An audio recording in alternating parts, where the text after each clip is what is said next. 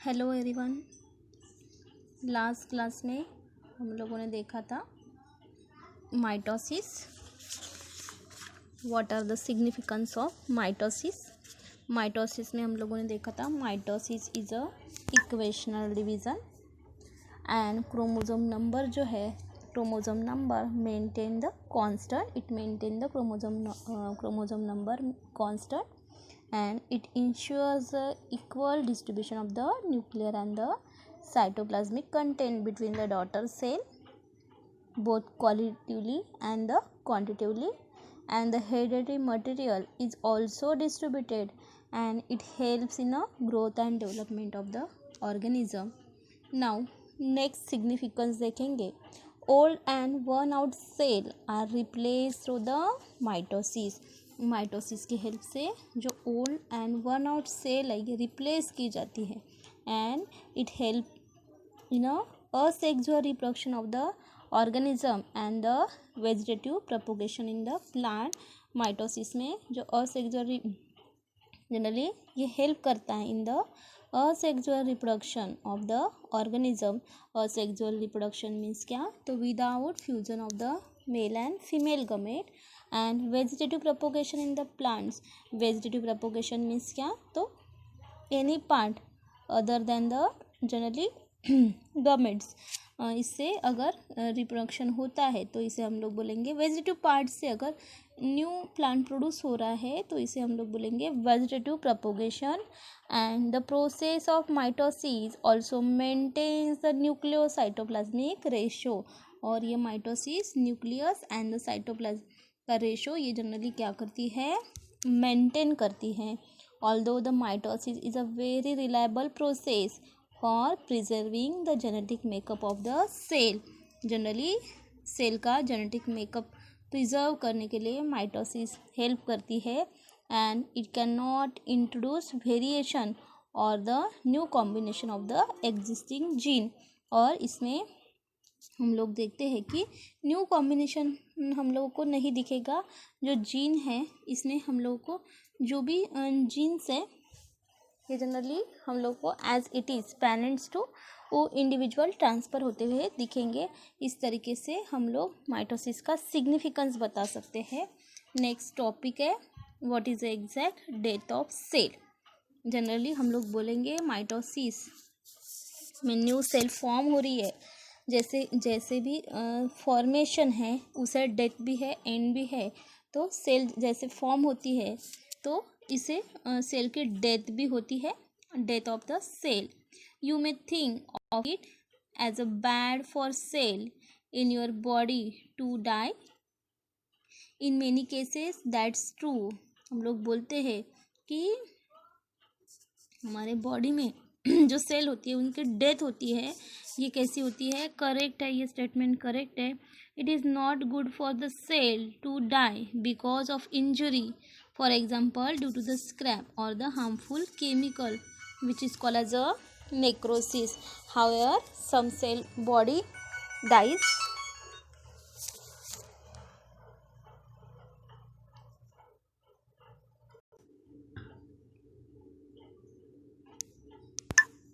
हम लोग बोल सकते हैं कि मेनी केसेस में ये ट्रू है and it is not good for the cell to die because of an injury. हम बोलेंगे जनरली सेल की डेथ कब होती है, due to the injury otherwise harmful chemical which is called as a necrosis. Necrosis के वजह से भी सेल की डेथ होती है and some cell of our body die not randomly but in a carefully control वे।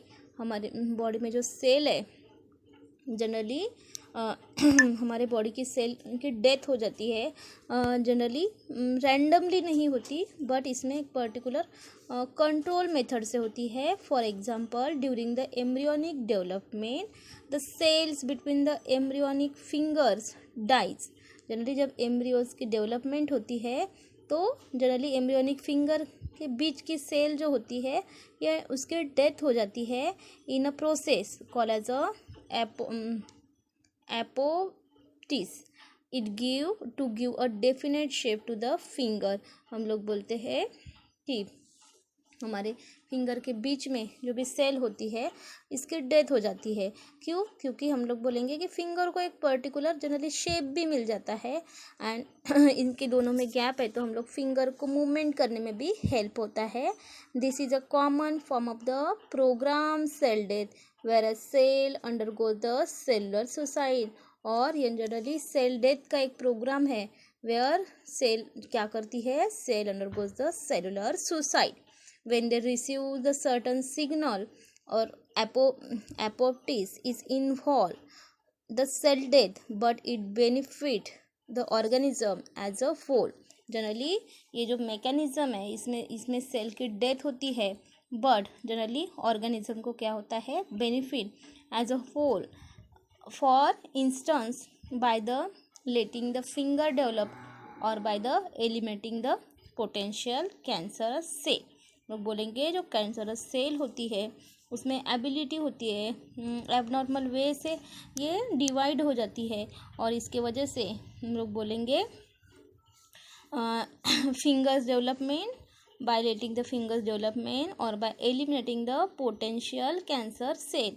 और कैंसर सेल जो है इसे हम लोग क्या कर सकते हैं, एलिमिनेट कर सकते हैं। नाउ सेकेंड जो है इसे हम लोग सेल डेथ बोलते हैं। सेल डेथ जो है ये जनरली एक तो जनरली डेथ ये कंसेप्ट ही हम लोग बैड बोलते हैं बट इन जनरली ये कंसेप्ट है बट ये ट्रू कंसेप्ट है बिकॉज ये जनरली हम लोग बोलेंगे सेल के लिए अच्छा नहीं है, सेल की डेथ हो रही है बट जनरली डेथ होने के वेरियस रीज़न बताए गए हैं। रीज़न कौन से हैं, तो ड्यू टू द स्क्रैप और द हार्मफुल केमिकल। हम लोग बोलते हैं कि पर्टिकुलर हम लोग बॉडी में स्क्रैचेस आ जाते हैं, स्क्रैप आ जाते हैं तो इसकी वजह से भी वो पर्टिकुलर एरिया में सेल की डेथ हो जाती है। नेक्रोसिस मीन्स क्या, एक्सिस हम लोग ज़्यादा रगड़ना है स्किन को तभी भी डेथ हो जाती है। And some cell of our body dies randomly but in the carefully control way. हमारे बॉडी पे भी रैंडमली सेल की डेथ हो जाती है बट ये जो डेथ है एक पर्टिकुलर कंट्रोल वे में होती है। और इसका एक एग्जांपल बताया है एम्ब्रियोनिक फिंगर। जनरली फिंगर की जो सेल है इसमें हमारे फिंगर में जो गैप होती है वहाँ पे जनरली जो सेल होती है उसके डेथ हो जाती है in the embryonic development. And particular cell जो है एक पर्टिकुलर मैकेनिज्म शो करती है, इसे प्रोग्राम सेल डेथ बोलेंगे। और इसमें cell undergoes the suicide and generally they receive the certain signal मिलता है एंड ये जनरली सेल की डेथ हो जाती है। नाउ नेक्स्ट पॉइंट देखेंगे मियोसिस। मियोसिस ये टर्म है फर्स्ट इंट्रोड्यूस किया था JB Farmer in 1905। It take place only in the reproductive cell during the formation of the gametes. ये जो मियोसिस है ये JB फार्मर ने 1905 में फर्स्ट इंट्रोड्यूस किया था और इसमें देखा था कि ये जो मियोसिस है ओनली रिप्रोडक्टिव सेल में होता है बट कब होता है, at the time of the gamete formation. By this division the number of the chromosome is reduce to half. और ये डिवीज़न में ये जो क्रोमोसोम के नंबर है ये रिड्यूस होके कैसे बनते हैं, हाफ हो जाते हैं। Hence it is called as a reductional division. इसके वजह से इसे हम लोग बोलते हैं reductional division. The cell in which meiosis take place are term as meiocytes. Generally जो सेल में मियोसिस होता है इसे हम लोग बोलते हैं meiocytes. Meiosis produce 4 haploid daughter cell from a diploid parent cell. हम लोग बोल सकते हैं मियोसिस में जनरली हम लोगों को 4 हैप्लॉइड डॉटर सेल बनती है फ्रॉम द पेरेंट सेल। जो पेरेंट सेल है डिप्लॉइड पेरेंट सेल है, इससे हम लोगों को 4 हैप्लॉइड सेल मिलती है। मियोसिस इज अ 2 सब टाइप। मियोसिस के 2 सब टाइप होते हैं। देखिए मियोसिस जनरली किस में होता है, ओनली रिप्रोडक्टिव सेल एंड जब गमेट फॉर्म होते हैं तभी मियोसिस होता है। और एंड द क्रोमोसोम नंबर है ये जनरली हाफ हो जाते हैं, हेंस हम इसे जनरली रिडक्शनल डिवीज़न बोलते हैं। एंड जो सेल परफॉर्म कर रही है ये मियोसिस, इसे मियोसाइट्स बोलते हैं। एंड इसके वजह से 4 haploid daughter cell generally produce हुई है फ्रॉम द पेरेंट्स से। एंड मियोसिस इज ऑफ 2 सब टाइप, मियोसिस के 2 सब टाइप है। तो इसमें फर्स्ट टाइप है first meiotic division and the second meiotic division, और इसमें हम लोग बोल सकते हैं फर्स्ट मियोटिक डिवीज़न और the heterotypic division meiosis 1, meiosis first meiosis 1 and second meiotic division or the homotypic division meiosis 2. Now first meiotic division और the heterotypic division हम लोग देखेंगे। During the first meiotic division, diploid cell is divided into the 2 haploid cell। हम लोग बोलेंगे meiosis 1 में क्या हो रहा है, ये जो डिप्लॉइड सेल है ये डिवाइड हो रही है into the 2 haploid cell, and the daughter cell resulting from this division are different from the parent cell in the chromosome number, hence this division is called as a heterotypic division। इसमें meiosis 1 में generally जो diploid cell है ये generally divide होती है into the 2 haploid cell, and जो daughter cell बनती है फ्रॉम दिस डिवीज़न ये जनरली पेरेंट से डिफरेंट होती है। एंड इसके in the chromosome number, hence chromosome number भी इसके डिफरेंट होते हैं, एंड हेंस ये डिवीज़न को हम लोगों ने बोला है heterotypic division. And it contain the phase, और इसमें मियोसिस 1 में सब फेजेस होती है।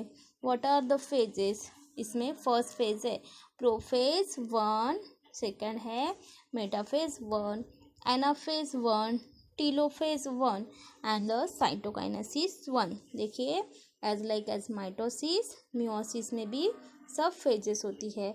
सब फेजेस है prophase 1, metaphase 1, anaphase 1, telophase 1 and the cytokinesis 1। ये सब हम लोगों को मियोसिस 1 में दिखता है prophase 1। This phase has a longer duration, prophase 1 में लॉन्गर ड्यूरेशन है, and significant feature which are peculiar to the meiosis occur in this phase, and this phase can be subdivided into the 5 substages such as prophase 1 ये generally longer duration की phase है, and इसमें meiosis occur in this phase, and इसमें ये जो phase है longer होने के साथ साथ ये सब फेजेस में डिवाइड हुई है, सब स्टेजेस में डिवाइड हुई है। वो है लेप्टोटीन, सेकेंड है जाइगोटीन, नेक्स्ट है पैचिटीन, नेक्स्ट है डिप्लोटीन एंड द डाइकाइनेसिस। इसमें 5 सब स्टेजेस है। इसमें फर्स्ट स्टेज हम लोग देखने वाले हैं leptotene. What is leptotene? The volume of the nucleus increases, the chromosome become distinct. इसमें न्यूक्लियस का जो वॉल्यूम है वो इंक्रीज हो जाता है, और इसके वजह से ये जो क्रोमोसोम है ये हम लोग को डिस्टिंक्ट दिखते हैं, लॉन्ग दिखते हैं, thread like, and the coil structure दिखता है, and they take up a specific orientation. और क्रोमोसोम ये लेप्टोटीन फेज में एक पर्टिकुलर ओरिएंटेशन शो करता है, और इसे हम लोग बोलेंगे bucket stage inside the nucleus. ये हम लोग को बकेट स्टेज जैसा दिखता है inside the nucleus, and this is characteristic with the end of chromosome converge toward that side of the nucleus where the centromere lie।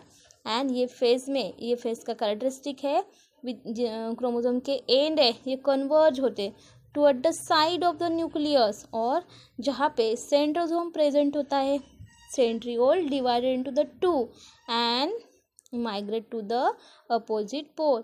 इसमें क्रोमोसोम जो है कन्वर्ज हो रहे हैं toward the side of the nucleus, और nucleus के पास centromere present होता है, और जो सेंट्रियोल होता है ये 2 सेंट्रियोल में डिवाइड होता है और जनरली 2 अपोजिट पोल में माइग्रेट होता है।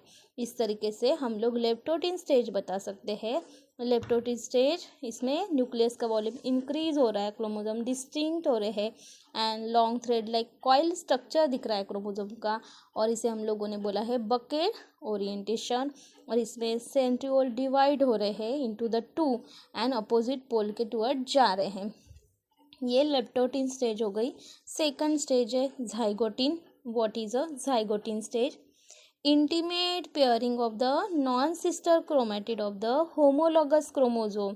जनरली ये क्या कर रही है, जो नॉन सिस्टर क्रोमेटिड है ऑफ द होमोलॉगस क्रोमोजोम, तो इसमें पेयरिंग दिख रही है, नॉन सिस्टर क्रोमेटिड में पेयरिंग दिख रही है by the formation of the synaptonemal complex. ये विद द हेल्प ऑफ क्या हो रहा है, नॉन सिस्टर क्रोमेटिड. अभी तक हम लोगों ने देखा कि पेयरिंग किस में होती है, सिस्टर क्रोमेटिड में, बट यहाँ पे हम लोग को नॉन सिस्टर क्रोमेटिड में पेयरिंग दिख रही है. और कैसे पेयरिंग दिख रही है, by the formation of the synaptonemal complex, and this pairing is called as a synapsis. और यही पेयरिंग को हम लोग क्या बोलेंगे, सिनेप्सिस बोलेंगे. And each pair is consist of the maternal chromosome and the paternal chromosome. और जनरली नॉन सिस्टर क्रोमेटिड है, इसकी वजह से वन क्रोमोजोम कहाँ से आया है, फ्रॉम द मदर साइड, और सेकंड क्रोमोजोम कहाँ से आया है, from the father side. Mother side से आता है तो हम लोग इसे बोलेंगे maternal chromosome, and father side से आता है तो इसे हम लोग बोलेंगे paternal chromosome. And chromosome pairs are called as the bivalent और द टेट्राइड्स. इसके वजह से क्रोमोजोम पेयर को हम लोग क्या बोल सकते हैं, बाइवैलेंट, अदरवाइज हम लोग क्या बोल सकते हैं, टेट्राइड्स. देखिए लेप्टोटीन में हम लोगों को जो क्रोमोजोम है इंटरमिंगल दिख रहे हैं, जाइगोटीन में हम लोगों को नॉन सिस्टर क्रोमेटिड का पेयरिंग दिख रहा है. वन जनरली मैटरनल साइड से आया और सेकंड कैसे पैटर्नल साइड से आया है.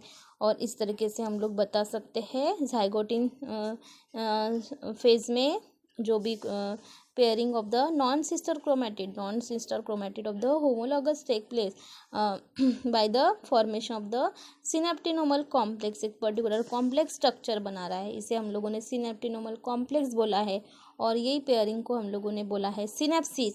And each pair consist of, ये जो पेयर है इसमें हम लोग देखेंगे, each pair is consist of the maternal chromosome and the paternal chromosome. Pairs are called as a bivalent, otherwise इसे हम लोगों ने क्या बोला है, टेट्राइड बोला है.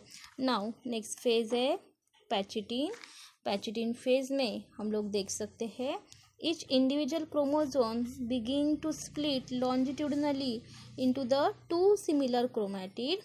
ये जो पैचिटिन स्टेज है इसमें जो भी क्रोमोजोम है ये जनरली स्प्लिट हो रहे हैं longitudinally into the two similar chromatid. जो क्रोमैटिड है आम है उसमें टू सिमिलर क्रोमैटिड दिख रहे हैं. And at this stage tetrad become more clear in appearance. और ये स्टेज में हम लोगों को जो टेट्राइड है ये हम लोगों को किस तरीके से दिख रहे हैं, मोर क्लियर दिख रहे हैं, because of the presence of the 4 visible chromatid. क्यों विजिबल दिख रहे हैं, क्योंकि हम लोग को यहाँ पे 4 विजिबल क्रोमैटिड दिख रहे हैं. The homologous chromosome of the each pair begin to separate from the each other. और जो होमोलॉगस क्रोमोसोम है एक दूसरे से सेपरेट हो रहे हैं, and however they do not completely separate. But ये कम्प्लीटली एक दूसरे से सेपरेट नहीं हो रहे हैं, but they remain attach together at one और मोर पॉइंट. बट वो एक दूसरे से पर्टिकुलर अटैच होते हैं फ्रॉम वन और मोर पॉइंट. ये पैचिटिन स्टेज में हम लोगों को दिखता है. नाउ नेक्स्ट स्टेज है this point appear like a cross X known as a chiasmata. और ये स्टेज में हम लोगों को chromosome X like the chiasmata form में दिखते हैं. And chromatid break at this point and broken segment are exchange between the non sister chromatid of the homologous chromosome. और ये पॉइंट में हम लोगों को जो क्रोमोसोम है वो एक्स क्रॉस लाइक दिखते हैं, और इसे ही हम लोगों ने चायज़्मा बोला है. एंड क्रोमैटिड्स जो है ये ब्रेक होते हैं एक पर्टिकुलर पॉइंट से, एंड ब्रोकन सेगमेंट, ये जो ब्रोकन सेगमेंट है ये एक्सचेंज होते हैं between the non sister chromatid of the homologous chromosome. इसके वजह से हम लोगों को वेरिएशन दिखता है, और इसे हम लोग क्या बोलेंगे, this is a crossing over और द रिकॉम्बिनेशन.